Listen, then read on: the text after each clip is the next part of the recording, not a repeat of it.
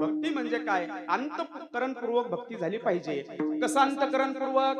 मला सांगा, नवीन नवीन माणसाचं लग्न झालं, नवीन लग्न झाल्याच्या दिमाकामध्ये अंतःकरणामध्ये रात्रंदिवस कोण खेळत असतं? बोला बोला. हिमालयातून नाही आले ना तुम्ही? हा? आपली धर्म पत्नी खेळत असते, बरोबर आहे का नाही? माता मावल्या असतील तर आपला पती. बरं जाऊ द्या, याच्यापेक्षा सोपं सांगतो.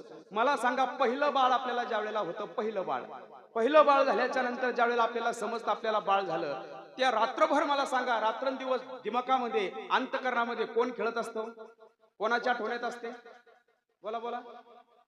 बाळच असतं, बाकी काही समजत नाही माणसाला, फक्त बाळाच्या आठवणीत राहते सारखं. ध्यानी मनी उठताना बसताना खाताना पिताना प्रत्येक परिस्थितीमध्ये बाळाची आठवण येते. जसं लग्न झाल्यावर धर्मपत्नीची आठवण येते ना, जसं बाळ झाल्याच्या नंतर रात्रंदिवस बाळाची आठवण येते ना, तसे अखंड माझ्या परमात्म्याचं रात्रंदिवस चिंतन करा. याला म्हणतात श्रेष्ठ भक्ती. याला म्हणतात श्रेष्ठ भक्ती. अशी भक्ती जर केली तर देवाला आवडते. महाराज